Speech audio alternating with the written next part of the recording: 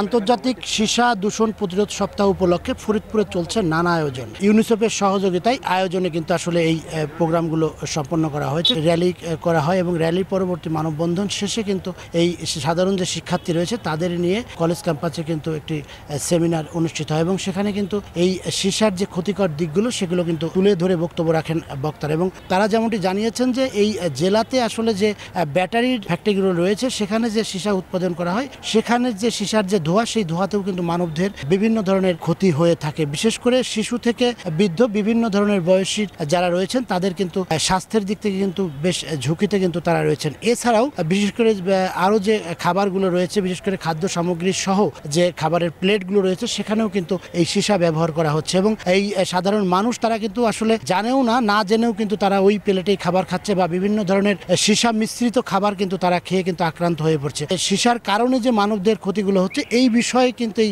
সেমিনারে বিভিন্ন ধরনের এই প্রতিরোধের বিষয়গুলো কিন্তু তারা উল্লেখ করেন। সীসাটা যে আসলে আমাদের প্রাকৃতিক থেকেই উৎপাদন হচ্ছে এবং সেইখান থেকে আমাদের ভেতরে কিভাবে ইনজেক্ট হচ্ছে এই বিষয়টা নিয়েই হচ্ছে আজকের আয়োজন। আজকের আয়োজনটি করেছেন হচ্ছে ইউনিসেফের সার্বিক সহযোগিতায়।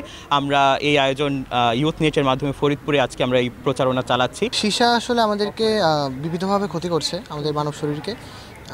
যেমনটা আসলে আমরা জানি যে শিশু মস্তিষ্কের বিকাশে বাধাগ্রস্ত হয়, তার পরবর্তী সময়ে মানুষের বিকলাঙ্গতা সৃষ্টি হতে পারে এবং মানুষের ব্রঙ্কাইটিস সহ আরও বিভিন্ন ধরনের সমস্যা হতে পারে। সীসা সম্পর্কে আমি জানতে পারলাম এটা হচ্ছে অনেক ক্ষতিকর একটা পদার্থ, এটা আমি জানি এবং আমার যারা জানে না আমার সহপাঠী আমার ফ্যামিলির পাশে যারা আছে প্রতিবেশীরা তাদেরও আমি এইসব জানিয়ে দেবো। অনেক শিশু অসুস্থ হয়ে পড়ছে, মস্তিষ্কে ক্ষতি করছে, কিডনিতে ক্ষতি করছে সীসা। পানি গ্রহণ করার আগে যদি ফিল্টার ব্যবস্থা না থাকে তাহলে আমরা ফুটিয়ে নিব। যে পাত্রে খাবো সেটা অবশ্যই স্টিলের অথবা কাঁসার হলে ভালো হয়, যাতে ওইটা আর কি মিশ্রিত না হয়, আমাদের পেটে না যেতে পারে।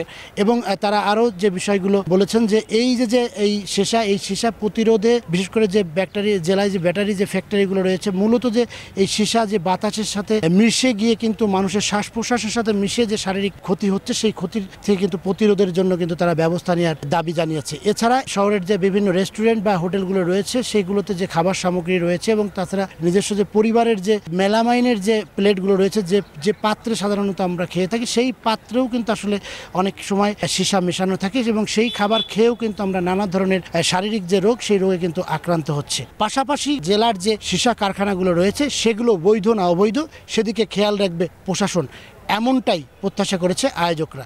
শিকদার সজল, সময় সংবাদ, ফরিদপুর।